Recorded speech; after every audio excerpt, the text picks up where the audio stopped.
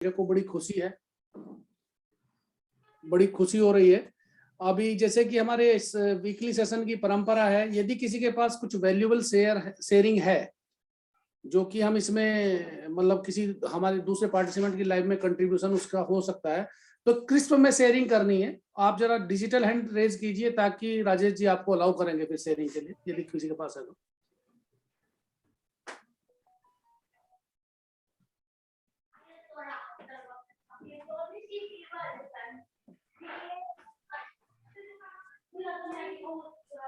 है कोई? परमवीर यादव ने हाथ उठाया, जरा देखना राजेश भाई। कॉमेडी अनम्यूट करो।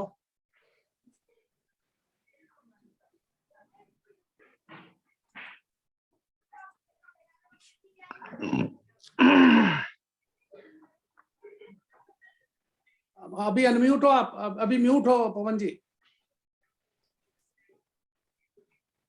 Good morning everyone. Good morning.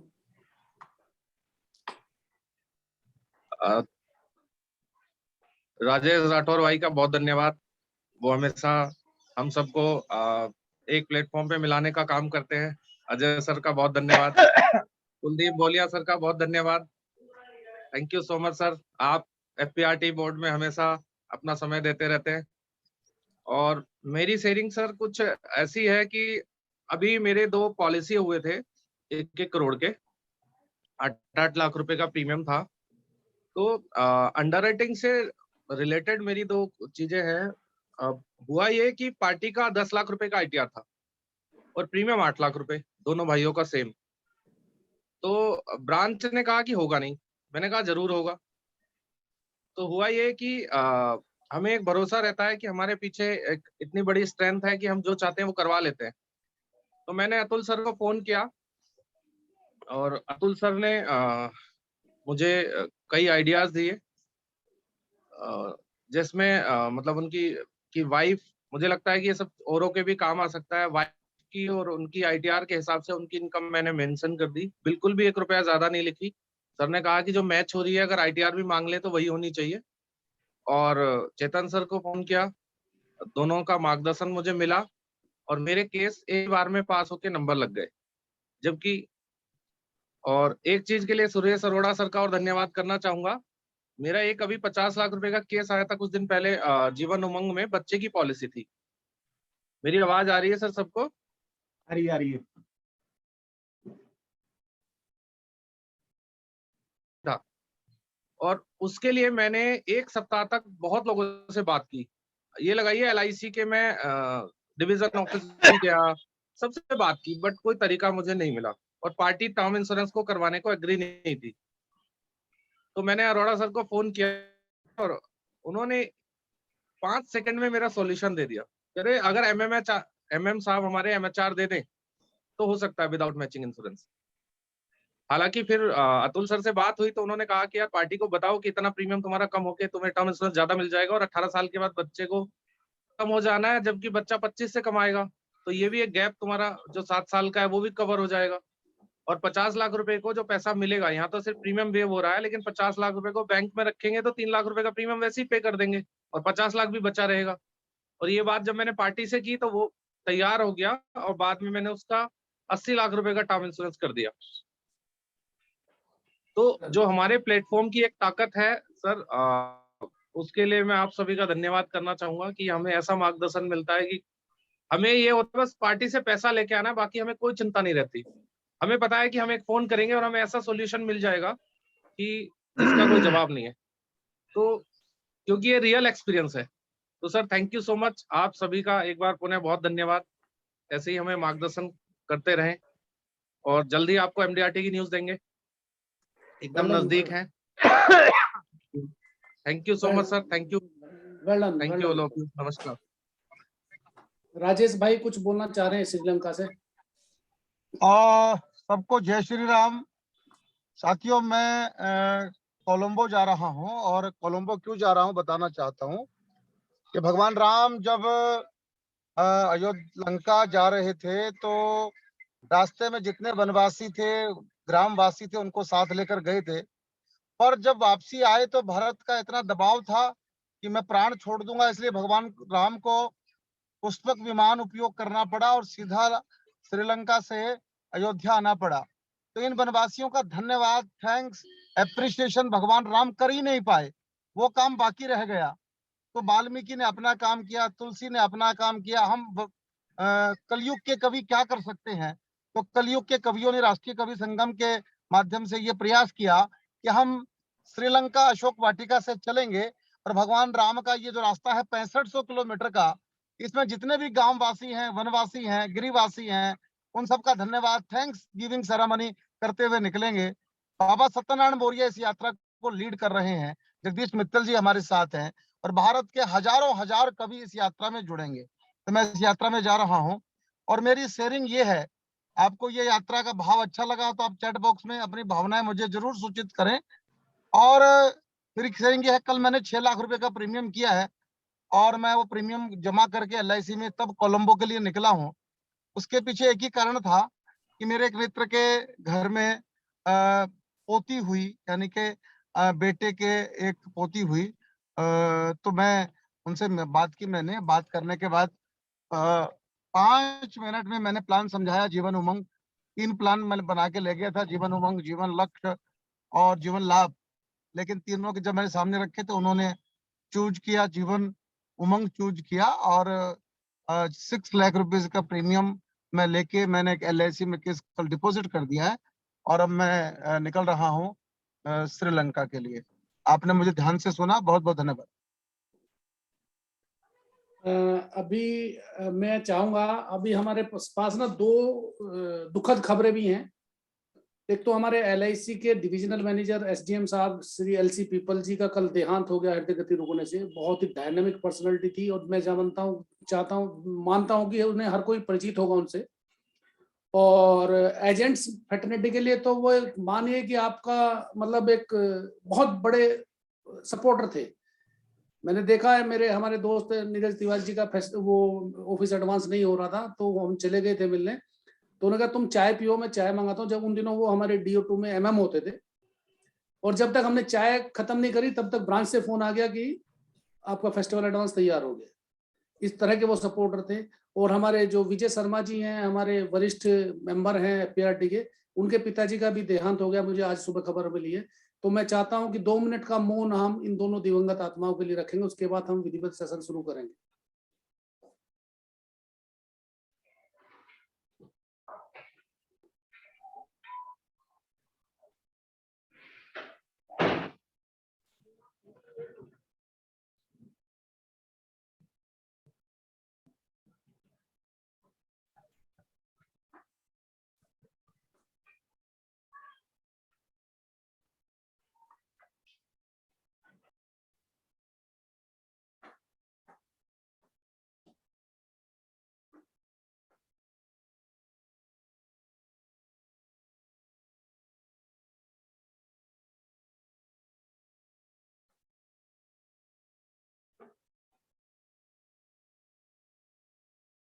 Om Shanti शांति। दोस्तों, आज मुझे मौका मिला है आप लोगों के इस सेशन के मतलब संचालन करने का, और मैं बहुत ज्यादा गौरवान्वित महसूस कर रहा हूं कि आज के स्पीकर को यदि मैं आपके साथ इंट्रोड्यूस कर पाऊं। वो कोई परिचय के मोहताज नहीं है, वो एजेंट फ्रेटर्निटी के लिए हमेशा काम करने वाले हैं और ज्ञान की तो गंगा है वो, और साथ में हमारे वेलफेयर के लिए लियाफी के थ्रू बहुत ज्यादा काम करते हैं। उनके बीच में और आपके बीच में मैं ज्यादा नहीं रहना चाहता, वो अपने बारे में खुद बताएंगे। जयपुर से डॉक्टर कुलदीप बोलिया, हमारे लियाफी के वरिष्ठ अधिकारी और हमारे साथी, हमारे गाइड, हमारे लिए मार्गदर्शक हमेशा हमारे लिए अवेलेबल होते हैं। डॉक्टर साहब, ये स्टेज आपका है, आप कीजिएगा। और मैं एक और शुरुआत करने से पहले मैं चाहता हूँ दोस्तों, हमारा ना 5 तारीख का बहुत जबरदस्त सेशन होने जा रहा है इस बारी। स्पीकर ऑलमोस्ट फाइनल है, होटल क्राउन प्लाजा।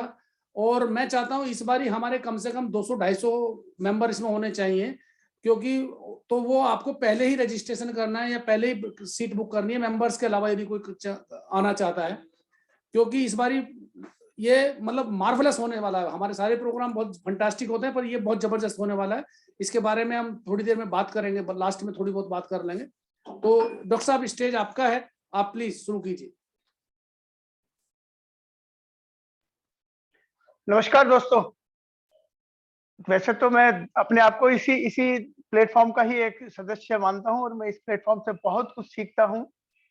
और मेरे को जब परसों कहा गया तो मैं लाइफ इंश्योरेंस का एजेंट तो हूं, लेकिन लाइफ इंश्योरेंस की बजाय मैंने उनसे कहा साहब अब कुछ थोड़ा सा जो माहौल अब बनता जा रहा है, जिस तरीके का समय आ रहा है, आप लोगों को मैंने देखा भी है कि आप भी लाइफ से हट करके जनरल की ओर भी जा रहे हैं। अभी मैं सुन रहा था हमारे साथी बहुत बड़े बड़े प्रीमियम्स वगैरह सब कर रहे हैं, और चूंकि मैं एजेंट फेडरेशन से भी जुड़ा हुआ हूं, आज मैं 2 मिनट उस पर भी चर्चा करूंगा कि हम लोग अब एक नया कदम की ओर बढ़ गए हैं। हालांकि हमें अभी बीच में एक भारी नुकसान भी हुआ है। आपने अभी 2 हमारे LIC के अधिकारियों के लिए मौन रखा, मैं उसमें बोलना चाहता था। आप सबके ध्यान में होगा, हमारे भूतपूर्व अध्यक्ष थे श्री HM जैन साहब, जो लगातार ऑल इंडिया प्रेसिडेंट रहे 23 साल तक। और जब डी स्वरूप कमेटी बनी थी और उन्होंने सजेशन दिया था कि LIC एजेंटों को कमीशन नहीं दिया जाना चाहिए, ये सर्विस चार्जेस ले रहे पॉलिसी होल्डर से, और गवर्नमेंट ऑफ इंडिया इसको लगभग मानने के लिए तैयार हो गई थी। ऑर्डिनेंस जारी हो रहा था, उसके बीच हम लोगों ने एजिटेशन किया और पार्लियामेंट का घेराव किया दिल्ली में, और वो एक ऐतिहासिक घेराव था। उसके जो नेता थे वो हमारे HM जैन साहब थे। पिछले 20 तारीख को उनका देहावसान हो गया। वो 80 प्लस के थे और वो अचानक चले गए। और उससे भी 4 दिन पहले उन्होंने LIC मैनेजमेंट के साथ में मीटिंग की, काफी एक्टिव थे। अभी जो हालात पैदा हुए हैं इंश्योरेंस इंडस्ट्री में, खासतौर से लाइफ इंश्योरेंस में, LIC ने हमारे लिए बहुत कुछ ऐसा करना शुरू कर दिया है कि अभी बीमा बेचना थोड़ा हम लोगों के लिए इतना आसान नहीं रहेगा। ठीक है, जो बहुत ही पुराने एजेंट है, जिनकी सर्विसेज बढ़िया है, पॉलिसी होल्डर्स, उनके लिए अच्छा बड़ा प्रीमियम देता है, लेकिन वो भी मैं समझता हूँ कि शायद अब सोचने लग जाएगा। क्योंकि LIC ने जब ऑनलाइन पॉलिसीज बेचना शुरू किया, हमने काफी विरोध किया था, लेकिन उन्होंने उस समय कहा था कि हम 1 या 2 प्लान लाएंगे, लेकिन अभी वर्तमान में 5 प्लान है। और अप्रैल ऑनवर्ड पूरे प्लान जो LIC के हैं वो सारे के सारे ऑनलाइन अवेलेबल होंगे। ऑनलाइन अवेलेबल होना कोई बड़ी बात नहीं है, लेकिन सबसे बड़ी बात यह है कि इस ऑनलाइन प्लान पे 10% का वो प्रीमियम छूट दे रहे हैं पॉलिसी होल्डर को। पेपर में एडवर्टाइजमेंट भी देते हैं, सब जगह एडवर्टाइजमेंट दे रहे हैं। आप सोचिए 20 साल की पॉलिसी लेने वाले व्यक्ति को यदि 200% प्रीमियम कम देना पड़े, तो वो क्यों अजय जी से लेंगे, क्यों राजेश राठौड़ साहब से पॉलिसी लेगा, क्यों अतुल जैन साहब से पॉलिसी लेगा।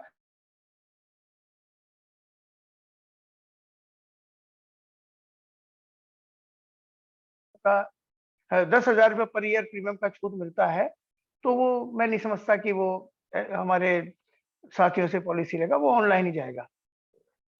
दूसरा, policybazaar.com से अब इन्होंने टाई अप कर लिया।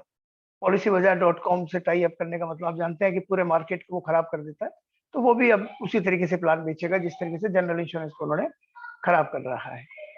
तीसरा, एक और नुकसान ये करने जा रहे हैं कि अब हमारा अप्रैल ऑनवर्ड जितनी भी पॉलिसी, अभी इन्होंने पॉलिसी डिस्पैच तो पोस्ट ऑफिस से कर ही दिया है कंपल्सरी, सिर्फ अभी 3 महीने के लिए इन्होंने रखा कि 10% पॉलिसीज जो है वो हम एजेंट के थ्रू या पार्टी को डायरेक्ट दे सकते हैं, अदरवाइज सारी पॉलिसी पोस्ट ऑफिस से जाएगी। 1 अप्रैल ऑनवर्ड पॉलिसी बॉन्ड प्रिंटिंग का काम भी पोस्टल डिपार्टमेंट में ही होगा। यहाँ से एक सॉफ्ट कॉपी जाएगी, वही पेपर प्रिंट करेंगे, वही उसका सब कुछ करेंगे, उनके पास पूरा डाटा होगा। और आप जानते हैं पोस्ट ऑफिस वालों के पास पोस्टल लाइफ इंश्योरेंस कंपनी खुद की भी है, और डाटा शेयरिंग वहां से लीक होना बहुत आसान होगा। तो ये 3 थ्रेड थे। चौथा, अभी IPO 10 तारीख को आ रहा है।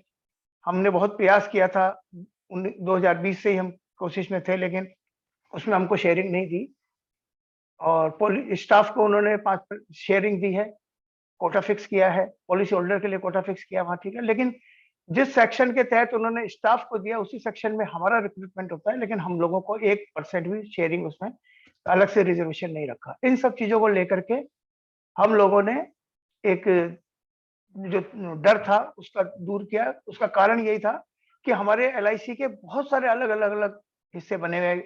1, 2, 3, 4, 5, 6 लियाफ़ी बनी हुई है। हमने इन सब लियाफ़ीज़ का एक कोऑर्डिनेशन कमेटी बना ली है और कल रात को ही हम इस पे निर्णय हो गया है। एक जॉइंट एक्शन कमेटी बन गई है और हम बहुत जल्दी एक बड़ा एजिटेशन लेकर के आने वाले हैं हमारे एजेंट साथियों के उसके लिए। प्राइवेट कंपनियों ने कमीशन बढ़ा दिया, लेकिन LIC पिछले 5 साल से 1% भी मानने को तैयार नहीं थी। जबकि IRDA कहता है कि आप 80% पैसा मार्केटिंग पे खर्च कर सकते हैं पहले साल में और 20% पैसा मार्केटिंग में खर्च कर सकते हैं दूसरे साल में। LIC 7.5% से 1 पॉइंट भी ऊपर नहीं देती, जबकि प्राइवेट कंपनी वाले उसमें दे रहे हैं। रिन्यूअल पे इंसेंटिव जनरल इंश्योरेंस में दिया जा रहा है, ये नहीं देते। तो इन सब डिमांड्स को लेकर के हम बहुत जल्दी एक बड़ा एजिटेशन करेंगे। आप लोगों को सभी हम रिक्वेस्ट करेंगे, जितने बड़े फाइनेंस कमाने वाले एजेंट हैं, सबसे ज्यादा थ्रेट तो आप लोगों के साथ ही आने वाला है, क्योंकि अगर कुछ हुआ तो यही सोचकर मैंने सोचा कि क्यों नहीं हम जनरल, क्योंकि हमारे अधिकतर लाइफ इंश्योरेंस करने वाले एजेंट जनरल इंश्योरेंस का काम करते नहीं है, करते हैं तो थोड़ा बहुत करते हैं। मैं समझता हूँ शायद हमारे यहाँ भी जो बीच में साथी होंगे, कुछ लोगों को छोड़ दो तो बाकी लोग जनरल इंश्योरेंस में ज्यादा नहीं करते, करते भी हैं तो हेल्थ कर लेते हैं, ऑटो इंश्योरेंस कर लेते हैं, बाकी के 2-3 को छोड़ के नहीं करते। इसीलिए आज जो मैंने सब्जेक्ट पे चर्चा करने के लिए रखा था वो जनरल इंश्योरेंस में भी स्पेसिफिक लाइबिलिटीज पॉलिसीज जो काफी रिक्वायर्ड की जाती है, लेकिन लोग बेचते नहीं है, उसको समझते नहीं, इसलिए कुछ सिलेक्टेड लोग इसको बेच पाते हैं। उसी पे चर्चा करने के लिए आज मैंने रखा है। एक तो लाइबिलिटी में ही आता है CAR, contractor all risk policies. दोस्तों, जितने भी कंस्ट्रक्शन होते हैं उन कंस्ट्रक्शन में बड़े बिल्डर्स, छोटे बिल्डर्स, सभी के सामने एक रिस्क रहता है कि बिल्डिंग बनने से लेकर के बिल्डिंग कंप्लीट होकर उसका कंप्लीशन सर्टिफिकेट इश्यू हो, उस दिन तक अगर कुछ भी हादसा उसमें होता है तो वो पूरा का पूरा नुकसान होता है। इसको इंश्योरेंस कंपनियां कवर करती है कॉन्ट्रैक्टर ऑल रिस्क पॉलिसीज में। इसमें 2 चीजों की रिस्क कवर होती है। एक तो उस बिल्डिंग के कंस्ट्रक्शन में जितना भी काम हो रहा है उसका अपना मटेरियल का लॉस, और दूसरा उसके सराउंडिंग्स में जो प्रॉपर्टीज हैं या अदर थर्ड पार्टी हैं, वो थर्ड पार्टी लाइबिलिटी। ये 2 तरह की कवरेज हम इसमें लेते हैं। तो जो सेक्शन 1 है उसमें बिल्डिंग के अंदर जो भी मटेरियल यूज हो रहा है, जो कंस्ट्रक्शन के समय जो इंफ्रास्ट्रक्चर खड़ा किया गया है, वो उसका जो लॉस होता है। क्योंकि अगर बिल्डिंग बन के, अधिकतर जो हादसे होते हैं बिल्डिंग बनने के बाद जब उसमें फाइनल टच चल रहा होता है, उस समय वहां कारपेंटर भी काम कर रहा होता है, उस समय इलेक्ट्रीशियन भी काम कर रहा होता है, उसमें लोहे वाला, वेल्डिंग वाला भी काम कर रहा होता है, और ऐसे में आग लगती है। बहुत सी जगह हमने देखा है कि बिल्डिंग बनने के बाद उसमें आग लगी और पूरी की पूरी बिल्डिंग खाक हो गई, बिल्डर का सब कुछ खत्म हो गया, उसका कुछ नहीं बचता। अगर उसने इंश्योरेंस ले रखा है तो उसको कंप्लीट जो लॉसेस हैं बिल्डिंग के स्टार्ट होने से लेकर अब तक के, उस डेब्रीज को रिमूव करने के और उसको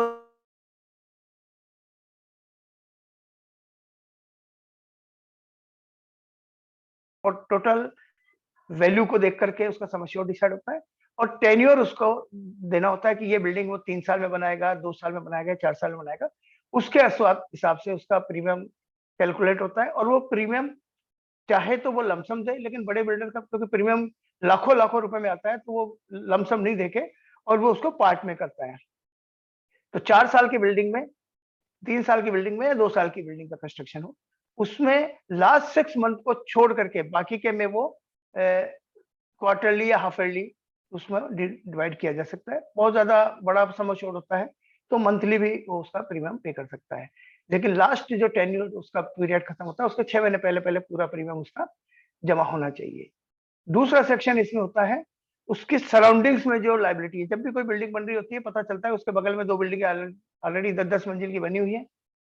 जब वो पाइलिंग शुरू करता है उससे पहले या पाइलिंग बनने के बाद भी अगर बराबर वाली बिल्डिंग गिर गई या उसका कुछ पोर्शन गिर गया तो वो जो लॉस आता है वो इंश्योरेंस कंपनी उसको कंपनसेट करती है, उसका पेमेंट करती है।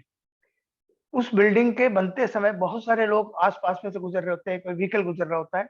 अगर उस बिल्डिंग के बनने के कारण उसके जो पब्लिक लाइबिलिटी आ गई, कोई व्यक्ति ऊपर से कोई पत्थर गिरा या कोई प्लेट गिर गया और उस व्यक्ति को चोट हो गई या डेथ हो गई, तो वो पब्लिक लाइबिलिटी में कवर होता है। तो ये 2 सेक्शन इस कॉन्ट्रैक्टर ऑल रिस्क पॉलिसी में कवर होते हैं और उसी के अकॉर्डिंगली उसका प्रीमियम चार्ज किया जाता है। और इसमें भी काफी आजकल निगोशिएट करते हैं ये लोग, प्रीमियम काफी कम भी चार्ज हो सकता है, डिपेंड करता है कि प्रोजेक्ट कितना बड़ा है और उसका एक्सपीरियंस कैसा है।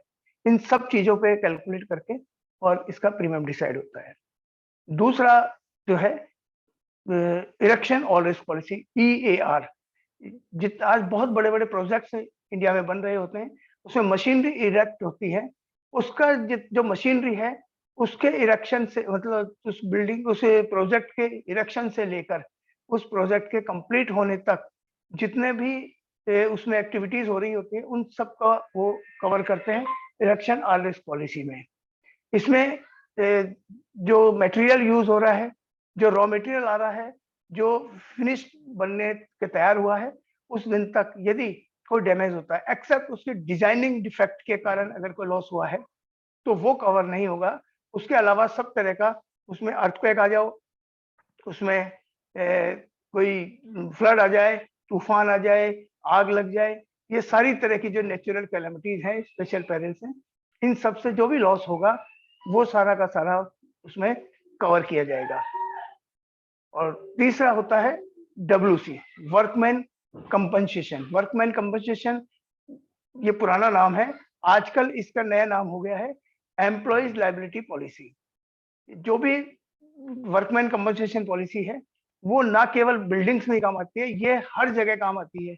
जो भी व्यक्ति अपने यहाँ एम्प्लॉय रख करके काम कर रहा है या लेबर लगा के काम कर रहा है, उसकी लायबिलिटी, अगर उसको ड्यूरिंग उसके एम्प्लॉयमेंट या वर्किंग आवर्स में या वर्किंग करने के लिए वो बाहर भी गया हुआ है, अगर कोई उसके साथ हादसा होता है, उसको लग जाती है या उसकी डेथ हो जाती है, कोई एक्सीडेंट से डेथ हो जाती है, तो उसकी लायबिलिटी एम्प्लॉयर के ऊपर आती है। ये कानून है वर्कमैन कंपनसेशन के लिए, तो उसको उसकी लायबिलिटी का पेमेंट करना होता है। अगर वर्कमैन कंपनसेशन पॉलिसी उसने ली हुई है तो वर्कमैन भी, अगर कोई भी हादसा होता है तो जो भी लायबिलिटी आएगी, इसको वर्कमैन कमिश्नर इसको फाइनल करता है। वो डिपेंड करता है उसके वेजेस पे, कितने रुपए पर मंथ आप उसको वेजेस दे रहे हैं, सैलरी दे रहे हैं, या जो उसका रिम्यूनरेशन है, वो बेसिक जितना पैसा आप दे रहे हैं उसको एनुअल कैलकुलेट करके उसकी लायबिलिटी उसकी एज के अकॉर्डिंगली बनाई जाती है। लेकिन आजकल गवर्नमेंट ऑफ इंडिया ने मिनिमम वेजेस के जो रूल्स बनाए हैं उसके हिसाब से 15,000 रुपया पर मंथ से उसके कैलकुलेशन करते हैं। उससे कम की सैलरी, आप भले उसको सैलरी कम दे रहे हो, लेकिन उसका प्रीमियम जो कैलकुलेट होगा, लायबिलिटी जो कैलकुलेट होगी, वो मिनिमम 15,000 रुपया पर मंथ के हिसाब से उसको एनुअल कैलकुलेट करेंगे। और ये WC दो रूप में मिल सकती है। एक तो फिक्स एम्प्लॉय जो आपके पास रेगुलर आपके रोल पे काम कर रहे हैं, उनके लिए आप नेम्ड WC पॉलिसी इश्यू हो जाती है। लेकिन अधिकतर हम देखते हैं कि जहाँ हम ये पॉलिसी बेचते हैं, कॉन्ट्रैक्टर है या कोई इरेक्शन का काम कर रहा है, उनके पास रोज नए नए एम्प्लॉय आते हैं, नई नई लेबर, नए नए मैशन आता है, तो हम उनको सजेस्ट करते हैं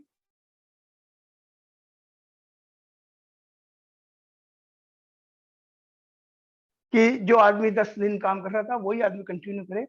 हर दिन नया आदमी भी अगर आता है तो वो भी उसके लिए काम करता है, वो भी उसका कवर होगा। लेकिन उसको जिस दिन वो काम कर पे लगा है उस दिन उसके रिकॉर्ड में उसका नाम होना चाहिए। उसके लिए सबसे बढ़िया सिस्टम ये होता है कि वो हर कॉन्ट्रैक्टर को हम देखते हैं वो एक कार्ड इशू करता है कि ये नाम, ये गांव, ये इसका पिता का नाम है, ये उम्र है, वो उसको कार्ड इशू करता है। उस कार्ड के बेस पे उसका एम्प्लॉय मान लिया जाता है और कमिश्नर जो भी डिसाइड करता है उसका लायबिलिटी वो उसको देते हैं।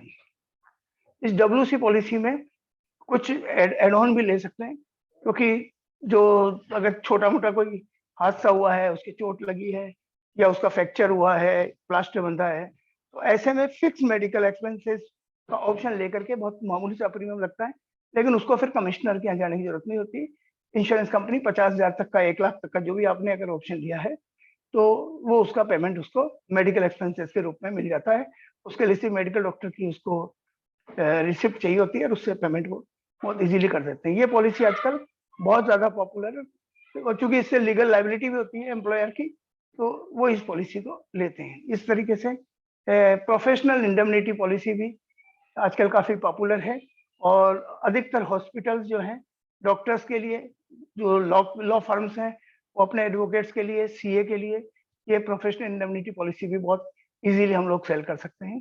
इसलिए मेरा मानना है कि अगर हमारे साथी लाइफ इंश्योरेंस के साथ साथ अगर मार्केट में अपने कस्टमर को ये जो बाकी की पॉलिसीज हैं इन पे भी अगर देखें तो वो अच्छा काम कर सकते हैं और कस्टमर को अपने पास बनाए रख सकते हैं अपने फोल्ड में।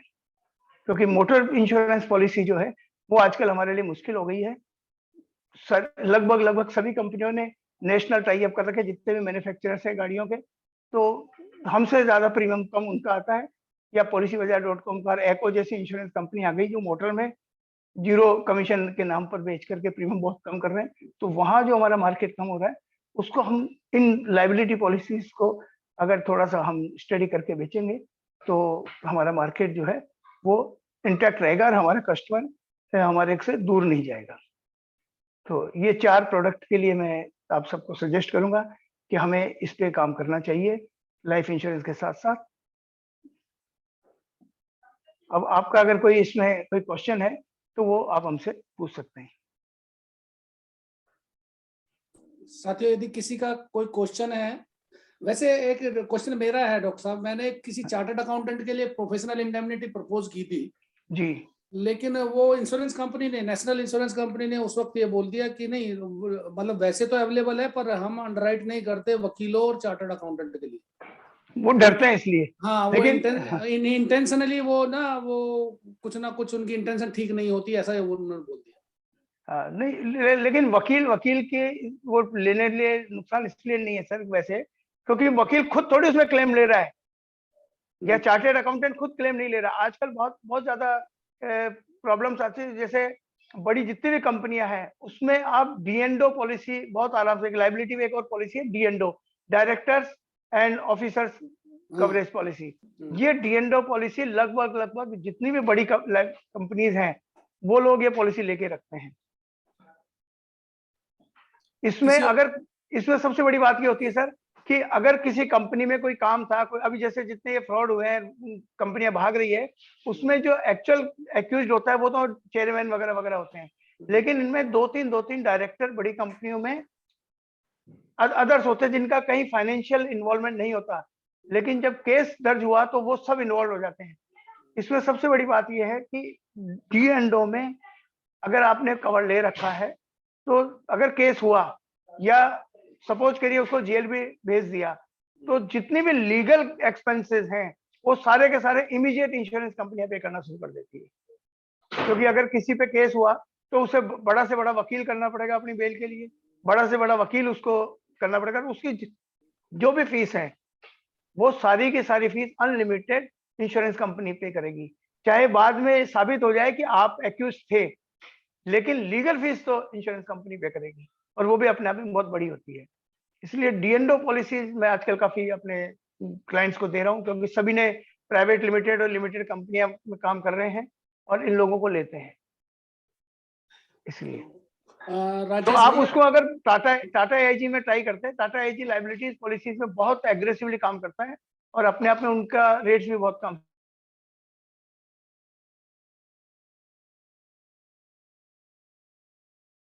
चलिए ठीक है, थैंक यू डॉक्टर साहब। राजेश भाई, पंडित जी, सुबोध पंडित जी, नमस्ते नमस्ते नमस्ते नमस्कार सर। थोड़ा ERC लाइबिलिटी पे थोड़ा सा ज्यादा फोकस दें सर।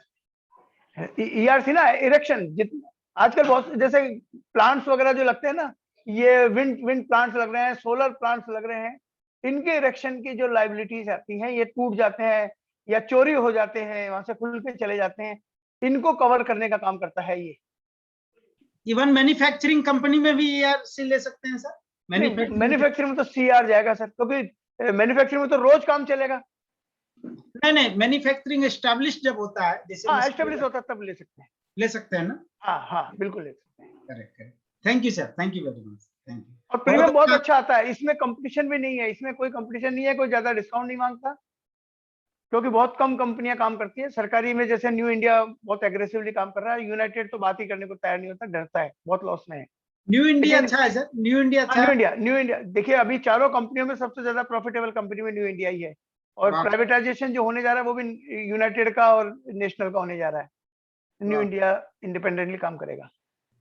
बहुत अच्छा नॉलेज दिए sir, thank you very much, thank you very much sir. Rekha Sharma ji. Sir मेरा क्वेश्चन ये था कि इस तरह की अगर हम पॉलिसी दे रहे हैं तो कौन सी एक ऐसी अच्छी कंपनी है कि जो कम प्रीमियम में बेनिफिट ज्यादा दे रही है? तो आपने जैसे अभी न्यू इंडिया का नाम बताया है, जी जी। तो और कोई? और सर इसकी फुल डिटेल सर मैं आपसे कब ले पाऊंगी सर? मैं इसी ग्रुप में डाल देता हूँ इनके जो ब्रोशर हैं और पॉलिसी वर्डिंग्स है। हाँ सर, या आप एक्चुअली मेरे को, मेरा नंबर आप सबके पास है, और नहीं तो अभी लास्ट में मैं दे दूंगा हाँ अपने सर नंबर। शेयर कर दीजिएगा, ताकि है ना इसको थोड़ा सा ना हमें थॉरली समझना है और कौन सी कंपनी बढ़िया है, ताकि वहां से हम कर सके, क्योंकि कंपटीशन तो है ना सर प्रीमियम को लेके। बिल्कुल बिल्कुल कंपटीशन है, हम इतनी लेकिन मेहनत कर इन रहे हैं। पॉलिसीज में कंपटीशन नहीं है मैडम। अच्छा। हाँ, इन ये क्योंकि बहुत कम बिकती है, बहुत कम एजेंट काम करते हैं, जिनकी मार्केट में बहुत ज्यादा लोग काम कर रहे होते हैं वहाँ कंपटीशन आता है। ये अच्छा। एकाएक कोई करता नहीं है। और हाँ दिल्ली हाँ जैसे जहाँ आप लोग रह रहे हैं, मैं तो जयपुर से हूँ, लेकिन हाँ यहाँ भी हाँ कंस्ट्रक्शन का काम बहुत है। हम हाँ जहाँ भी नींव खुद रही होती है, मेरा आदमी देख लेता है अब वहाँ बिल्डिंग का काम शुरू होने वाला है, हम उसमें वहाँ पहुंच के उसका नाम लेकर के हम उनसे बात करते हैं और उनको समझाते हैं, तो तुरंत तैयार हो जाता है। सर एक्चुअली क्या है, कल ही मेरे पास एक डील आई है, तो बस मेरे को यही कंफ्यूजन था कि किससे कराना चाहिए, क्योंकि फर्स्ट टाइम मैं इसके लिए मतलब मेरे पास कल एक लीड आई है। हाँ, तो आप दीजिएगा। मैं दिल्ली में मेरे बहुत सारे आपके इसी ग्रुप से जुड़े कई लोग हैं जो मुझसे हाँ हाँ। कहते हैं, मैं उनको लेकर के वहां देता हूँ और उन्हीं की अच्छा। एजेंसी में दिलाता हूँ। ये नहीं है कि साहब आप मेरे को हाँ जयपुर सर, भेज मुझे दो। मुझे यही चीज चाहिए, बस मुझे नहीं नहीं, यही चीज आपको चाहिए। वहीं वहीं पे इंश्योरेंस कंपनी के रेफरेंस देंगे, वो लोग काम करते हैं। हम अच्छा। यहाँ कंसल्टेंसी हम यहाँ देंगे, हम हाँ आपके साथी हैं हम, और यहाँ हाँ देंगे, हाँ। लेकिन इंश्योरेंस आप ही की एजेंसी में वहीं पे होगा। अच्छा अच्छा अच्छा अच्छा, ठीक है सर, आपका नंबर मिल जाएगा तो ठीक रहेगा सर। धन्यवाद लिख सर। मैं एक बार बोल देता हूँ, वैसे इसमें चैट में सर लिख एक दूंगा। सेकंड आप बोल दीजिए। 98290, 98। मैं लिख देता हूँ इसमें 98290 59915। अगला क्वेश्चन संदीप आहूजा। हाँ नमस्कार सर। हाँ नमस्कार संदीप जी। सर एक चीज मैं जानना चाहता था कि जैसे WC जब हम देते हैं तो नॉर्मली जो ESI में कवर्ड नहीं होते उनको देते हैं नहीं ऐसा नहीं है 15,000 से सर, ऊपर। नहीं नहीं ऐसा नहीं है। हम्म, WC ये कानून है कि आपके हम्म, ऊपर 3 साल के अंदर कभी भी वो क्लेम कर सकता है। ये ESI में हम्म, उसका खुद का कंट्रीब्यूशन भी है, वो पॉलिसी उसकी खुद की ली हुई है एक तरह से। बिल्कुल ठीक है। लेकिन और नॉर्मली जो जो एम्प्लॉयर देता है ना WC की पॉलिसी, वो जो जो नहीं कवर हो रहे होते हैं ना ESI में, उनके लिए मांगता है वो पॉलिसी। तो नहीं, मैं आप ये उसको जानना उसको चाहता। बताइए, देखिए उसको बताइए कि सर एक तो WC पॉलिसी में all employees should be covered. कई बार क्या होता है कि हम लोग कह देते हैं अच्छा साहब ठीक है 10 आदमी है, 5 आदमी उसमें कवर नहीं हो रहे तो 5 आदमियों का ले लो, ऐसा नहीं है। जब भी कोई जी। क्लेम आता है तो उससे उसका एम्प्लॉयर से उसका रिकॉर्ड मांगा जाता है आपके एम्प्लॉइज का। उस समय पता ठीक है। चलता है कि 8 आदमी थे, तो वो हम्म। प्रोपोर्शनेटली क्लेम कम हो जाता है। अच्छा। खास तौर से मेरे यानी। मेरे मेरे पास जो क्लेम्स आते हैं, एम्प्लॉय हाँ। जैसे RCC भरते हैं, जो लोग हम्म, कंस्ट्रक्शन का काम करते हैं। अभी हम्म। 4 साल पहले जयपुर में एक हादसा हुआ था, एयरपोर्ट पे RCC का काम चल रहा था, एक पोर्शन में काम चल रहा था। वहाँ हम्म, जब छत गिरी, मुश्किल से 7-8 मिनट के अंदर अंदर पुलिस और सारा मीडिया वीडिया सब पहुंच जाता है। हम्म, न्यूज आ गई कि वहां पे 70 आदमियों को चोटें लगी हैं, हम्म। जबकि उस आदमी ने जो कवर ले रखा था वो 85 लोगों के लिए ले रखा था। अच्छा। हॉस्पिटलाइज हुए 70 आदमी, जिनके प्लास्टर बंधा, किसी को ज्यादा इंजरी लगी, 2-3 की डेथ भी हुई। ऐसे में अब उसके लिए प्रॉब्लम यह है कि जब न्यूज में और रिकॉर्ड में आ रहा है 70 आदमियों को तो चोट लगी है, 10-20 आदमी इधर उधर भाग गए, यानी 100 आदमी काम हम्म, कर रहे थे। आपने इंश्योरेंस ले रखा था 50 एम्प्लॉइज का, हम्म, 50 ही वर्कर्स आपके काम कर रहे थे, तो 50% हम्म। शेयरिंग आपको खुद को करनी पड़ेगी। ओके। इसलिए उसको एम्प्लॉय तो सेकंड। फुल लेने पड़ेंगे, प्रीमियम ज्यादा नहीं होता ओके। कोई। तो इसमें जो क्लरिकल स्टाफ होता है वो भी कवर्ड होगा? सर इसमें चारों तरह की चीजें आपको लिखनी होती है। उसमें लिखना होता है कि आपके वहाँ काम क्या, कौन कौन से लोग कर रहे हैं। जैसे हम्म, एडमिनिस्ट्रेटिव स्टाफ है, आपके हम्म, पास ड्राइवर है, क्योंकि वहाँ मशीन हम्म, चल रही होती है, क्रेन चल रही होती हम्म, है, हम्म, तो इसके लिए हम्म, ड्राइवर भी आपके पास है। इसके लिए आपके हम्म, पास अनस्किल्ड लेबर है और स्किल्ड लेबर है, हम्म, मिस्त्री काम कर रहा है और हम्म, मजदूर काम कर हम्म, रहा है और हम्म। इंजीनियर काम कर रहा है आपका। तो इन करेक्ट। सबको आपको सैलरी लिख के देनी होती है। उनमें से फिर किसी का भी हादसा होता है तो क्लेम मिलता है। अच्छा, और आजकल लोग लेकिन आजकल एक माहौल ये भी चल रहा है सर कि जैसे क्लरिकल स्टाफ का वर्क फ्रॉम होम चल रहा है हाँ, मैक्सिमम, बिल्कुल तो उस केस में क्या उनको देना ठीक है, इंक्लूड करना, या क्या उसके लिए क्या ऑप्शन ले जाए? सर WC में प्रीमियम कम करने के लिए लोग वह करते हैं कि साहब वो वर्किंग आवर्स ले लेते हैं या प्लेस, एक पर्टिकुलर प्लेस के लिए ले लेते हैं। लेकिन जो बड़े बिल्डर और जो बड़े कस्टमर हैं, या आप भी उनको सजेस्ट किए कि सर अगर आपका रोज रोज कंस्ट्रक्शन का काम अलग अलग जगह चल रहा है तो आप एनीवेयर कवर लीजिए। इसमें दोनों ऑप्शन है, या तो एक पर्टिकुलर लोकेशन का कवर ले लीजिए या आप ओपन कवर ले लीजिए। ओपन कवर में प्रीमियम 10 से 12% ज्यादा होता है, लेकिन एनीवेयर में यह है कि आज आपका काम चल रहा था पश्चिम दिल्ली में, आपने 4 दिन बाद उसी लेबर को उठा करके भेज दिया सरिता विहार में और वहां हादसा हो गया, तो आपने लोकेशन एनीवेयर दिया है। एनीवेयर दिल्ली भी दे सकते हैं और एनीवेयर इंडिया भी दे सकते हैं, तो एनीवेयर इंडिया देने में कोई बहुत ज्यादा फर्क नहीं पड़ता। कंस्ट्रक्शन के केस में तो ठीक है, लेकिन सर फैक्ट्री के केस में तो सिंपल एक ही जगह की लोकेशन ले लेना फैक्ट्री अगर बेटर। वो लोकेशन वही है तो फिर वही देना पड़ेगा, लेकिन वो वर्क फ्रॉम होम कर रहा है और वो कर उसी काम के लिए रहा था और वहां भी अगर कोई उसके साथ हादसा हुआ है तो भी वो कवर होगा। अच्छा, work चाहे from घर पे home। कि उसका वर्क फ्रॉम होम में भी कवर्ड होगा। हाँ, वो उसमें प्रपोजल में देना होगा work from home, nature of work जो है उसमें वो कवर है। नहीं सर, नेचर में तो दे नहीं सकते ना, क्योंकि जब ये कोविड का पीरियड होता है तो वर्क फ्रॉम होम हो जाता है, और हाँ, तो बात नॉर्मल एक में ही तो ना सर, फैक्ट्री जाते हैं। वो तो पूरे पूरे पूरे 12 महीनों के लिए है ना। हाँ ये लिमिटेड पीरियड के लिए भी होती है WC, हाँ लिमिटेड पीरियड के लिए भी होती है कि आपको 2 ही महीने के लिए चाहिए। जैसे सीमेंट फैक्ट्री में कोई कंस्ट्रक्शन का काम लिया आपने, पर्टिकुलर कोई लाइन खड़ी करनी है, तो उसके लिए मेरे फैब्रिकेशन के आदमी जाएंगे, वो 2 महीने का कॉन्ट्रैक्ट है तो 2 महीने पीरियड के लिए भी मिलता है। तो आपके घर से वो लेबर अपने घर से जब वहां जा रही है तो भी वो कवर है। हम देखते हैं कई बार कंस्ट्रक्शन की लाइन में, कंस्ट्रक्शन के बाद में आदमी शाम को जब लेबर जाती है वो ट्रैक्टर में बैठ करके चले जाते हैं, अपने डेरे पे जा रहे हैं, तो वो भी उसमें कवर होता है। हाँ, अगर आपने 24 आवर्स लिया तो कवर है, अदरवाइज शाम को 6 बजे बाद वो खत्म हो जाता है। राइट। प्रीमियम कम करने के लिए लोग टाइम का बात करते हैं, लेकिन हम उनको सजेस्ट जब करते हैं तो वो कहता है ठीक है मेरे को 24 आवर्स ही दो, क्योंकि कई बार रात को भी काम कर रहा होता है, खासतौर से जब फिनिशिंग की तरफ जा रहे होते हैं तो दिन रात काम चल रहा होता है। ऐसे में वर्किंग आवर्स की जगह 24 आवर्स का ऑप्शन हमको लेना चाहिए। ठीक है सर, ठीक है, thank you sir. Vinod Goyal जी।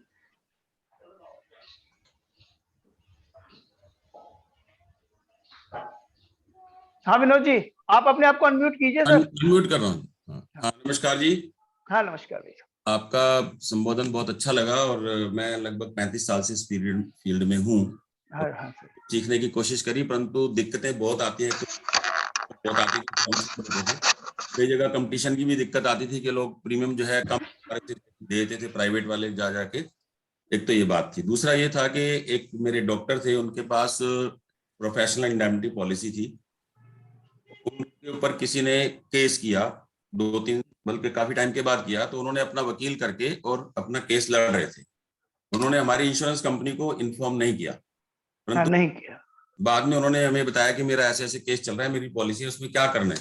मैंने कहा इंटीमेशन क्यों नहीं दी हमारे को पहले, जब आपके साथ ऐसी हुई बात हुई तो you have to give us the intimation. तो कहने लगे मेरे को तो पता नहीं था, मैंने दिया नहीं। फिर बाद में उन्होंने इंश्योरेंस कंपनी को इंटीमेशन दी बहुत टाइम के बाद। तो उन्होंने कहा कि मेरे को जो भी वकील के जो खर्चे हैं, जो भी हुआ है, वो मुझे पे किया जाए।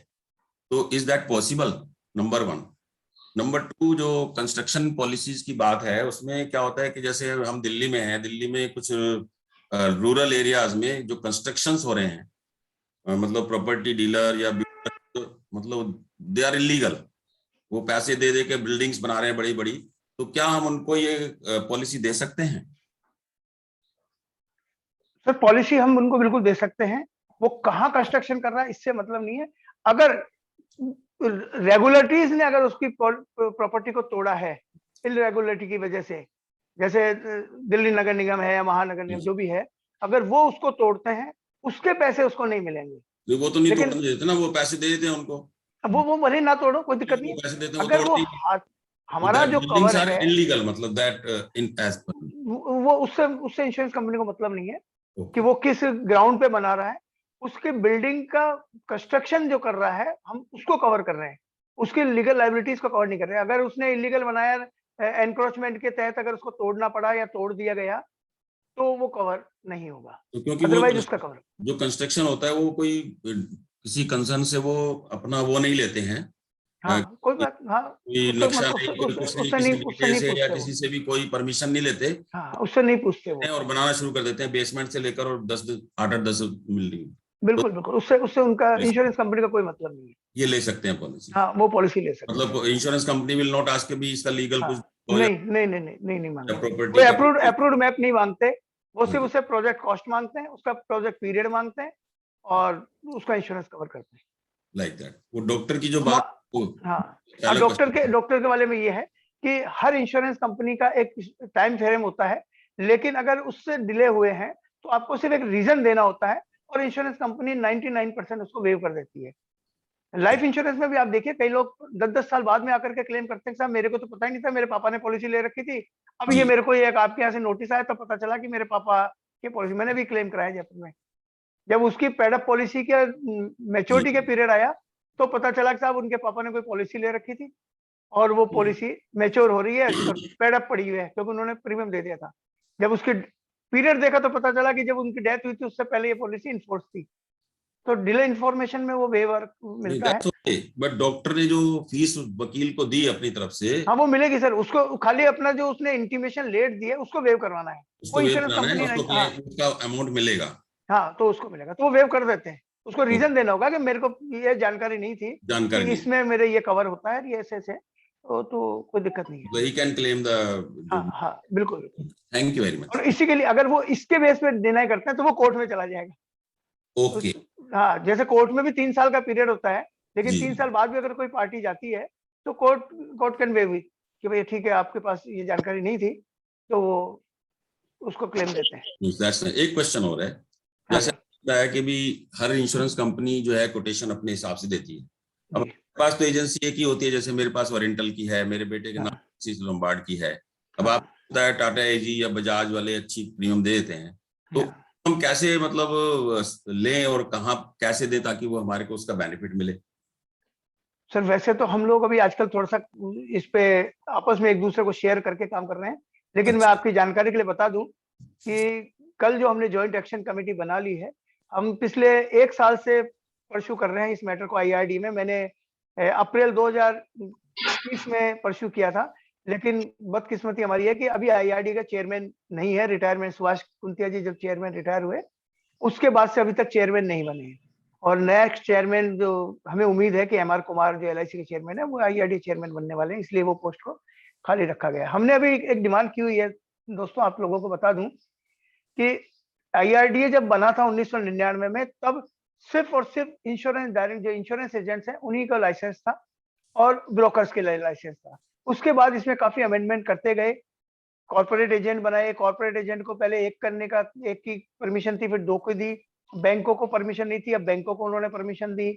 उसके बाद उन्होंने आईएमएफ बना दिया, insurance marketing firm. Insurance marketing firm में 2 लाइफ, 2 जनरल और 2 हेल्थ इंश्योरेंस का काम वो एक ही नाम से कर सकता है। हमने आईआरडीए को जो डिमांड की है वो की है कि एक तरफ तो आप पब्लिक को ज्यादा से ज्यादा बेहतर प्लान देना चाहते हैं और दूसरी तरफ आपने ब्रोकर्स को सब जगह काम करने के लिए दिया है। ब्रोकर 1-2 लाइसेंस लेता है और एम्प्लॉय रख करके सारे काम करता है। जो एम्प्लॉय है वो तो लाइसेंस भी नहीं है, वो कैसे काम करेगा? जबकि हमारा जो एजेंट है वो लाइसेंस्ड है, ट्रेंड है, ट्रेनिंग लिया हुआ है और एग्जाम दिया हुआ है। इसलिए आप जिस तरह से आईएमएफ में म्यूचुअल फंड में एक ही लाइसेंस लेकर के एक रजिस्ट्रेशन कराने के बाद वो पूरे 38 म्यूचुअल फंड हाउसेस का काम कर सकता ऐसे ही होना चाहिए। है, वैसे ही लाइफ इंश्योरेंस और जनरल इंश्योरेंस एजेंट्स को एक ही लाइसेंस के तहत मल्टीपल इंश्योरेंस कंपनीज का काम करने के लिए छूट दी जाए। हमारे बिल्कुल बगल में नेपाल एक छोटी सी कंट्री है, वहाँ 12 इंश्योरेंस कंपनी है, 12 की 12 कंपनियों का आप काम कर सकते हैं।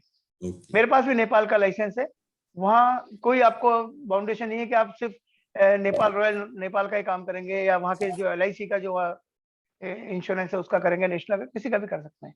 वो हमने डिमांड की हुई है और मैं समझता हूँ कि बहुत जल्दी, अब चूंकि हम अब पूरे ग्रुप्स जितने भी अभी 4-4, 5-5 ग्रुप बने हुए थे, हम सब एक मर्ज हो गए हैं और हम ज्वाइंट अब डिमांड करने वाले हैं। मैं भी दिल्ली लियाफी से जुड़ा हुआ हूँ वैसे। हाँ, तो बस अभी कल ही हमने ये फैसला किया है और 2 दिन के अंदर हम एक मेमोरेंडम गवर्नमेंट ऑफ इंडिया को और एलआईसी ऑफ इंडिया को दे रहे हैं। पहले तो आईपीओ के लिए कि आईपीओ को आप स्टॉप करें, रोकें, पहले हमारे को इसमें 10% रिजर्वेशन दें एजेंट्स के लिए, क्योंकि कॉरपोरेशन को इतना प्रॉफिटेबल बनाया है तो इन एजेंटों ने बनाया, ना कि एम्प्लॉइज ने बनाया, ना कि पॉलिसी होल्डर ने बनाया। पॉलिसी होल्डर को हम लाए हैं, आप पॉलिसी होल्डर को दे रहे हो ठीक है, एम्प्लॉय को जिस सेक्शन 49 के तहत दे रहे हो उसी सेक्शन 49 के तहत हमारा अपॉइंटमेंट हुआ है और हमारे को भी वो बेनिफिट मिलना चाहिए। तो उसके लिए हम कोशिश कर रहे हैं। सीतारमन साहब को भी हमने, मैडम को अप्रोच किया है और कई एमपीज हमारे साथ हैं। और मैं समझता हूँ, हालांकि ये बात सच है कि अभी आईपीओ पे रुक जाएगा या उसमें मिलेगा, लेकिन उसके पीछे हम अपनी स्ट्रेंथ दिखाएंगे और हमारी वो जो डिमांड्स है कमीशन बढ़ाने की, आईआरडी ने 80% तक एक्सपेंसेस के लिए दे रखा है। मार्केटिंग एक्सपेंसेस ये हमारे पे सिर्फ 42% कर रहे हैं, बाकी का सारा 38% ये अपने स्टाफ में, एबीएम से लेकर के एसडीएम और जेडएम तक को हमारे एक पॉलिसी पे इंसेंटिव मिलता है, हम उसको रोकना चाहते हैं। तो आप लोगों का भी हम सहयोग लेंगे। हम आपसे भी कहेंगे कि आप जब एजिटेशन करें तो आप जरूर इसमें हमारा साथ। नहीं, हम बिल्कुल स्ट्रेंथ, हमने पहले एजिटेशन किए हैं और पूरी तरीके से इन्वॉल्व हूं। Thank you sir. Sanjeev Puri ji. Doctor साहब नमस्कार, संजीव बोल रहा हूँ। नमस्कार। हाँ नमस्कार संजीव जी। डॉक्टर साहब, अभी जैसे फैक्ट्री के अंदर एम्प्लॉइज, कई सारे एम्प्लॉइज का ईएसआई होता है और जो ईएसआई से 21,000 से ऊपर होते हैं उनको ईएसआई नहीं मिलता। हाँ। वहां पे मैं जीपीए देता हूँ आमतौर पे, ठीक है। अब वहां पे क्या डब्ल्यूसी हम कैसे प्रपोज कर सकते हैं और क्या सारे एम्प्लॉय को कवर करना पड़ेगा या पार्शियल कवर करना पड़ेगा डब्ल्यूसी के लिए? डब्ल्यूसी में तो सबको करना पड़ता है, डब्ल्यूसी में सबको कवर करना पड़ता है, उसको पूरे एम्प्लॉइज देने होते हैं। रनिंग फैक्ट्री है, रनिंग फैक्ट्री के अंदर डब्ल्यूसी अलाउड है या नहीं? नहीं सब में अलाउड सर। डब्ल्यूसी तो आपके घर पे भी अलाउड है, आपके ऊपर भी लाइबिलिटी। आपने अगर 2 एम्प्लॉय घर में रख रखे हैं, एक बाई रख रखी है, एक आपने लड़का रख रखा है, अगर उसको कुछ हो गया तो उसके डिपेंडेंट जो है ना वो आप पे क्लेम कर देंगे, सब मेरे पापा इनके काम करते थे और वहां स्लिप होकर के मर गए, इनसे पैसा दिलाओ मेरे को। डब्ल्यूसी हर एम्प्लॉयर पे लागू होती है। तो डब्ल्यूसी में क्या डायरेक्टर्स, जो पेड डायरेक्टर्स है वो भी कवर्ड होते हैं? वो एम्प्लॉयर हैं इसलिए वो कवर नहीं होंगे, प्योरली एम्प्लॉय के रूप में। डायरेक्टर तो एम्प्लॉय है, डायरेक्टर तो एम्प्लॉय है सर। एम्प्लॉय वो काम कर रहा है इसलिए है, लेकिन उसकी होल्डिंग जो है ना वो अगर 55% से ऊपर है तो नहीं कवर होगा। अच्छा, अब 55, अब बिलो 55 जैसे बेसिकली 55%, हाँ क्लोज हेल्ड में, मतलब वो और उसकी वाइफ दोनों का मिलकर के अगर 55% से ज्यादा शेयर होल्डिंग है उस कंपनी में तो कवर नहीं होंगे डब्ल्यूसी में, अदरवाइज कवर होंगे। ठीक है जी, ठीक है। जैसे अपने जो एम्प्लॉयर पॉलिसी देते हैं तो उसमें भी यही कंडीशन है। बिल्कुल ठीक है, बिल्कुल ठीक। कुछ मेरे को यही था, डब्ल्यूसी में कर रहा शुरू कर रहा, मैं पीए कर रहा हूँ, बाकी कर रहा हूँ। नहीं सर, पीए उसका अपना कहलाएगा, पीए में वो लायबिलिटी से खत्म नहीं हुआ। अच्छा, एक बात और है डब्ल्यूसी में कि जब भी कोई हादसा होता है बिल्डिंग ओनर को अरेस्ट करते हैं, अगर उसने डब्ल्यूसी ले रखी है तो उसको अरेस्ट नहीं करेंगे, ये 100% फैक्ट है। और यही कहकर के हम बेचते हैं कि साहब सबसे बड़ी बात है कि जैसे ही कोई हादसा हुआ वो उठा के पहले मालिक को अंदर डालते हैं। तो आप अपने आप को बचाओगे, ये क्या करोगे? आपके पास डब्ल्यूसी पॉलिसी वाले भैया मैंने इनके लिए पूरा कंपनसेशन ले रखा, टेंशन मत लो, तो आपके ऊपर कानून नहीं, वो आपको अरेस्ट नहीं करेंगे। अरे सर, क्या पॉइंट बताया आपने बेचने का, बहुत बढ़िया पॉइंट बताया। Thank you sir. तुरंत लेता क्योंकि उसको अंदर नहीं जाना। सर सही बात है सर। सर इसमें जो अननेम्ड है, जैसे अननेम्ड पॉलिसी लेते हैं कंस्ट्रक्शन में, उसमें रोज लेबर चेंज हो रही है। अब कार्ड तो वो हर जगह नहीं दिया, वो मान लो कार्ड वो कहते हैं हर रोज नहीं बना सकता कार्ड में। लेबर नहीं मिली, कोई लेबर सारी कॉन्ट्रैक्टर जो ठेकेदार होते हैं आउटसोर्स करते हैं। उसके लिए एक मेरे को सजेशन दिया गया था कि एक ना गार्ड जो चौकीदार होता है उसको रजिस्टर रख दिया, रजिस्टर में सिर्फ नाम रखते चले गए। क्या इज इट एनफ? सर मैं देखो ऑफिशियल नहीं लेकिन अनऑफिशियल कहता हूँ, मैं वो रजिस्टर के लिए मना करता हूँ उनको। अच्छा, क्योंकि वही बात है जो मैंने भी एयरपोर्ट वाले के लिए बताया था, उसने 50 लेबर का इंश्योरेंस कर रखा था। अगर उस रजिस्टर में उसके पास 70 आदमी का रजिस्ट्रेशन हो गया तो 50 में तो 20 तो वैसे उसके लागे हो गए ना। नहीं सर, मैं जो सजेस्ट करता हूँ, मैं ये कहता हूँ कि रजिस्टर में जितने एम्प्लॉय आए, जितने लेबर आए, सुबह सबका नाम पूछ के डाले जाओ, चौकीदार डाल दे। तो सर किसी दिन जब वो बाकी के बिल्डिंग में काम चल रहा होता है तब लेबर कम होती है, लेकिन जिस दिन आरसीसी भरते हैं ना, आरसीसी में कॉन्ट्रैक्ट दूसरे को दिया होता है, वो 50 आदमियों को भर के लेके आता है ट्रैक्टरों में, और उसी दिन हादसा होता है। तो ऐसे में वो रजिस्टर उसके लिए मुसीबत कर देगा। तो हम कहते हैं कि भैया जितने कार्ड हैं उतने कार्ड दो, जिनका क्लेम आएगा उनका पकड़ा देंगे, साहब ये कार्ड है ये दे। तो सबको कार्ड देना पड़ेगा, बेटर रहेगा। बेटर है कार्ड दे दे, कार्ड से क्या फर्क पड़ता है, जितने आएंगे बाकी सबके कार्ड वो चुपचाप लेकर रख लेगा, नहीं तो फंस जाएगा, क्योंकि ज्यादा लोगों का अगर उन्होंने रिकवर कर लिया तो वो तो प्रोपोर्शनेट क्लेम में आ जाएगा। ओके। जहां जहां इन हाउस काम हो रहा होता है, रेगुलर फैक्ट्री है और है, वो चेकिंग करता है, पीएफ है, ईएसआई है, वहां वो रजिस्टर का काम मांगेगा और वहां रजिस्टर देना जरूरी है। तो लेकिन कार्ड के जहां लिए कोई कार्ड के लिए कोई फॉर्मेट है? नहीं कुछ नहीं, एक एम्प्लॉयर कार्ड होते हैं, बाजार में खूब मिलते हैं, और सब कारीगर अपने पास, जितने भी बिल्डर हैं सब अपने पास रखते हैं कार्ड।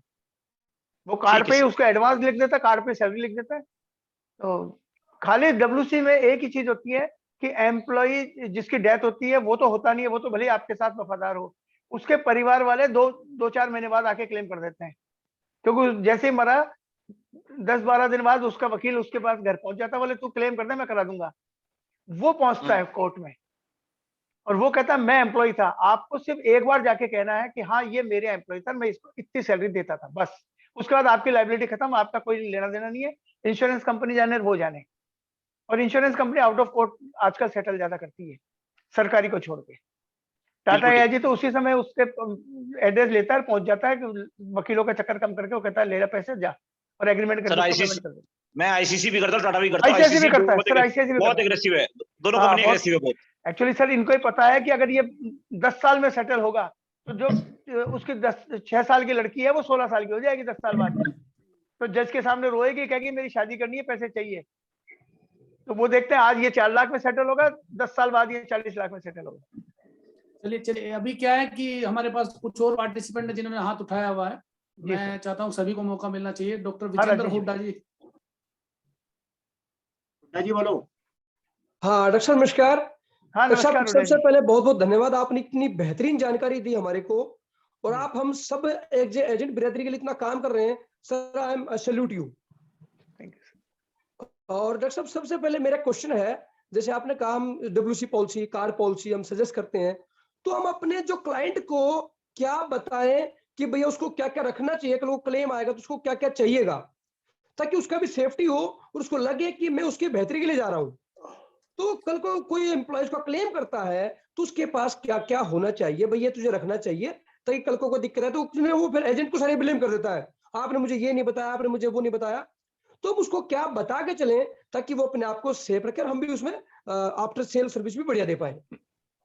देखिए कार पॉलिसी में तो उसके जो प्रोजेक्ट कॉस्ट उसने दी है, उसने जितना जितना पैसा उसने खर्च किया है वो सारे का रिकॉर्ड वो मांगेंगे कि आपने बिल्डिंग बनी 4 साल में बननी थी, 2 साल बाद हादसा हुआ है, तो 2 साल के अंदर जो उसने खर्चे किए हैं उस बिल्डिंग के कंस्ट्रक्शन उस लेवल तक आने में, वो उसको बताना होगा। और उसमें भी जो डैमेज हुआ है उसके डेब्रीज को रिमूव करने का जो पैसा लगा वो असेस करते हैं, तो उसने कितना खर्चा किया वो चाहिएगा।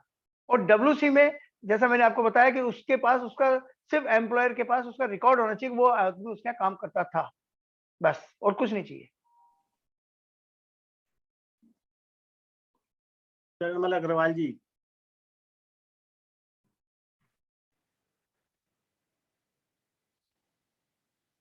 अनम्यूट करो अपने आप को। हाँ चरण जी। हाँ चरण जी। डॉक्टर साहब। हाँ नमस्कार अग्रवाल साहब, नमस्कार। डॉक्टर साहब ये लाइबिलिटी पॉलिसीज होती है तो हम सुनते हैं कभी कभी ना इंडस्ट्रियल लाइबिलिटी पॉलिसी और ये नॉन इंडस्ट्रियल लाइबिलिटी पॉलिसी, इन दोनों में क्या फर्क होता है डॉक्टर साहब?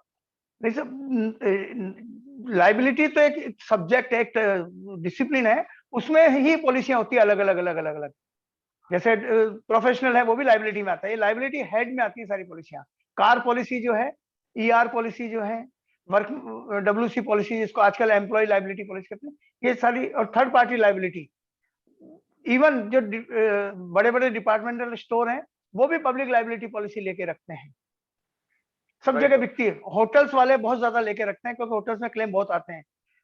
प्लस लाइबिलिटी में प्रोडक्ट लाइबिलिटी भी आता है, जैसे किसी होटल में खाना बन रहा है, खाना खाने के बाद उसके ऊपर क्लेम आ गया, साहब आपके यहाँ से खाने की क्वालिटी खराब थी, मेरे दस्त लग गए और मेरे को हॉस्पिटल में भर्ती होना पड़ा, या फूड पॉइजनिंग हुई। तो फूड जो है, या जो मैन्युफैक्चरर्स हैं इनके, मिठाइयाँ बनाते हैं या कोई चॉकलेट बनाते हैं, कोई कॉफी बनाते हैं, ये प्रोडक्ट लाइबिलिटी में आता है। ओके डॉक्टर साहब। तो लाइबिलिटी का अपने आप में लाइबिलिटी बहुत वास्ट है, हम कोई भी काम मैन्युफैक्चरिंग कर रहा हो उस पर क्लेम आ सकता है। ठीक है डॉक्टर साहब, thank you so much doctor. ये जो गारमेंट एक्सपोर्टर्स होते हैं, इनके एक क्लेम आया, मेरे एक गारमेंट एक्सपोर्टर है, उसका क्लेम आया, उसके यहाँ से कपड़े बन करके गए थे, बहुत एक्सपोर्ट होता है रेगुलर, स्कर्ट था, उसके यहाँ उसमें सुई लगी हुई चले गई, और उस लेडी ने अमेरिका से क्लेम कर दिया कि ये सुई मेरे चुभ गई, जिसकी वजह से मेरे को ये घाव हुआ और ये मेरे को एलर्जी हो गई, इसका क्लेम दिया जाए।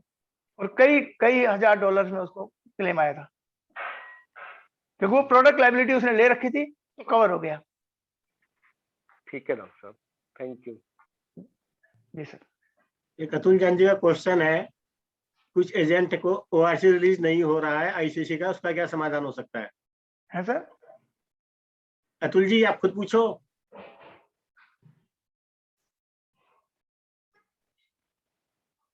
हेलो। हाँ अतुल जी। हाँ भाई साहब। हाँ नमस्कार सर।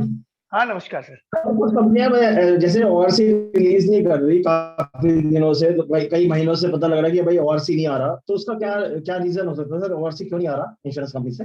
जनरल इंश्योरेंस में? हाँ जनरल आईसीआईसीआई लोम्बार्ड की बात कर रहा हूँ मैं। आईसीआईसीआई लोम्बार्ड से कुछ हमारे मित्र हैं, उनको ओआरसी रिलीज ही नहीं हो पा रहा, पता नहीं क्या रीजन है, तो वो इससे पूछना था कि क्या रीजन है, क्यों नहीं ऐसा ऐसा क्यों होता है कि नॉर्मली हम लोग जितना डील करते हैं और हम जिन जिन कंपनियों से डील करते हैं हमें बाय आता है, लेकिन कुछ हमारे मित्र हैं जिनको ओआरसी आई नहीं है, तो या तो उनका उसका क्या रीजन है सर? नहीं, या तो उनका डाटा अपडेट नहीं होगा, अदरवाइज उनके ब्रांच में वो जो उनका इंचार्ज है वो खुद ही देखता है। ये तो हर 15 दिन में इनका अपडेट हो जाता है, और लोम्बार्ड तो हर 15 दिन में क्लेम पेमेंट कर रहा होता है। उनको देखना है कि उन्होंने जो एग्रीमेंट किया हुआ है वो अब रिन्यू हुआ कि नहीं हुआ, क्योंकि जो रेगुलर कमीशन है वो तो उसके खुद के अकाउंट में आता है, और ओआरसी उसने जो सेकंड नाम दिया होता है उसमें आता है। हो सकता है उसका जो एग्रीमेंट है वो अपडेट नहीं हुआ होगा, या उन्होंने जिस कंपनी को दिया है वो कंपनी रिलीज नहीं कर रही, तो वो तो लोम्बार्ड को कहेंगे, वो देगा, हर हालत में देते हैं, वो तो हर महीने शायद हो सकता है आज की क्लास से लोगों को कुछ पता लगे कि और रास्ता मिले कि उनको बेनिफिट मिले कि भाई कैसे ओआरसी हमेशा सेकंड नाम में आता है, खुद का भी है, तो भी उसमें उसको अलग हेड में देते हैं वो लोग पेमेंट, ठीक है, ऑफिस मैनेजमेंट के नाम पर वो एग्रीमेंट उसका अपडेट नहीं हुआ होगा पर्टिकुलर किसी ब्रांच में, इसलिए नहीं आया होगा, अदरवाइज तो रेगुलर आ रहा है। Thank you sir, thank you so much. Thank you sir. Last question Pradeep Jain ji पूछो, फोन बाद में करना।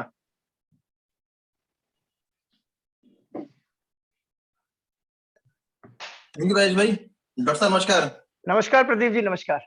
डॉक्टर साहब पहले तो आपके अतुल्य जो आपने योगदान दिया है हमारे सभी भाइयों को, उसके लिए बहुत बहुत धन्यवाद। आपने मतलब सबकी आंखें खोल दी हैं, इतना वास्ट एरिया है हमारा जनरल इंश्योरेंस का, तो उसके लिए आपका बहुत धन्यवाद डॉक्टर साहब। Thank you sir. डॉक्टर साहब मेरा छोटे छोटे क्वेश्चंस हैं। एक तो डीएनओ में जैसे आपने बताया डायरेक्टर एंड ऑफिसर्स, हाँ डीएनओ के अंदर मैंने प्रीमियम उठाया था, अच्छा प्रीमियम भी आया, लेकिन ना लैक ऑफ नॉलेज की वजह से हम कस्टमर के बहुत सारे क्वेश्चन का आंसर नहीं दे पाते, और कई बार क्लेम आने पर इंश्योरेंस कंपनी से हमें रिवर्ट मिलता है ये कवर नहीं है, ऐसा कवर नहीं है।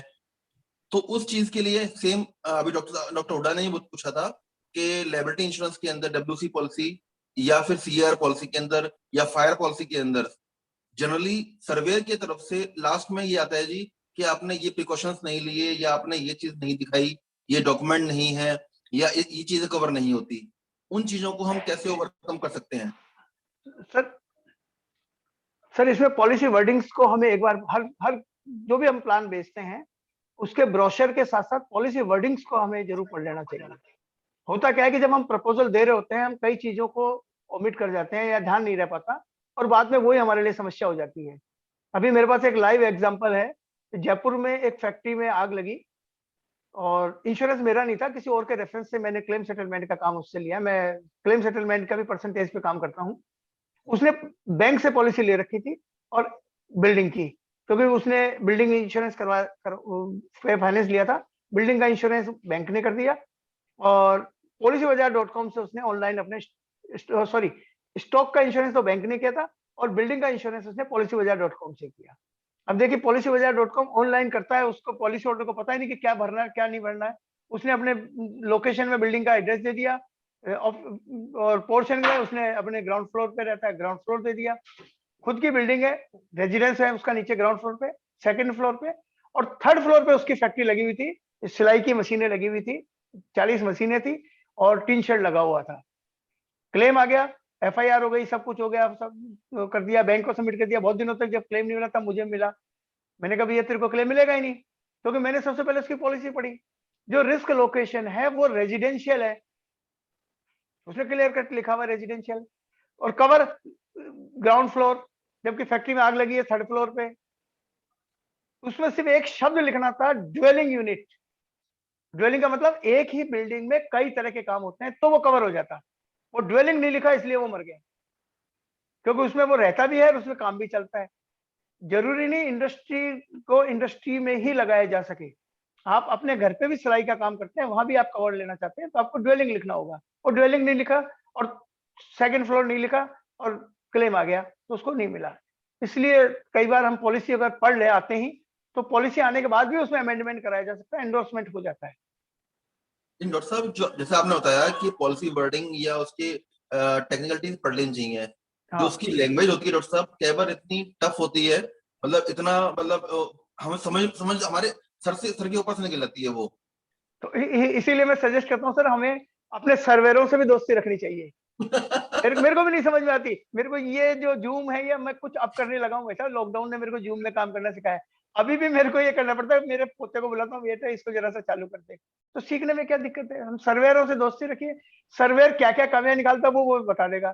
तो वो वाली सारी चीजें अपने पॉलिसी होल्डर के साथ अपन पहले से डिस्कस करो, तो दिक्कत नहीं आती सर।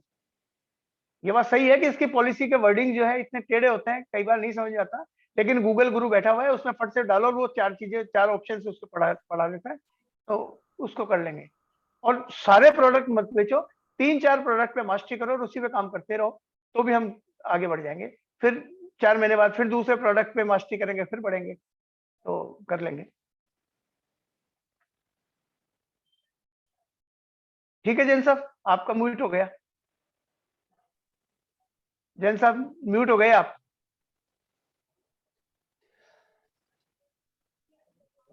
अजय जी कहाँ हैं? अजय त्यागी जी? अजय त्यागी जी पता नहीं कहाँ गए, हो गए। मेरे ख्याल से अब हमारा आज का जो ये सेशन है ये क्लोज करने का टाइम आ गया है। और आज जो डॉक्टर कुलदीप बोलिया सर ने जो भी आज हमें बातें बताई वो बहुत एक्स्ट्रा ऑर्डिनरी थी, और हम लोगों के इंश्योरेंस के लिए बहुत वैल्यूएबल थी, क्योंकि हम लोग सब लोग इंश्योरेंस इंडस्ट्री के लोग हैं, और हमें अब अपने आप को, अपना जो एरिया है थोड़ा सा एक्सपेंड करना है, और हमें और अच्छे से काम करना है, प्रोफेशनल तरीके से काम करना है।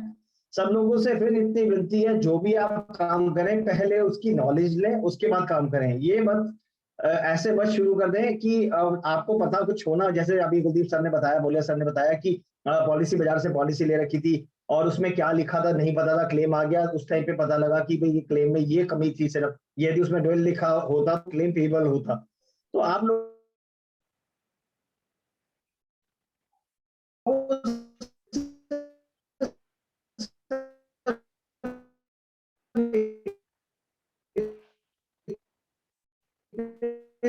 विनती है, आप डॉक्टर कुलदीप बोलिया का बहुत बहुत धन्यवाद करता हूँ आज के सेशन के लिए, क्योंकि आज का सेशन बहुत लोगों की लाइफ को चेंज करने वाला था। क्योंकि लाइफ में हम लोग यदि कुछ क्लाइंट्स को एक अच्छे क्लेम्स दिला देते हैं, तो उसके बाद हम लोगों को लाइफ इंश्योरेंस में काम करना इजी हो जाता है। ये मेरा अपना पर्सनल एक्सपीरियंस है पिछले 25 सालों से। जनरल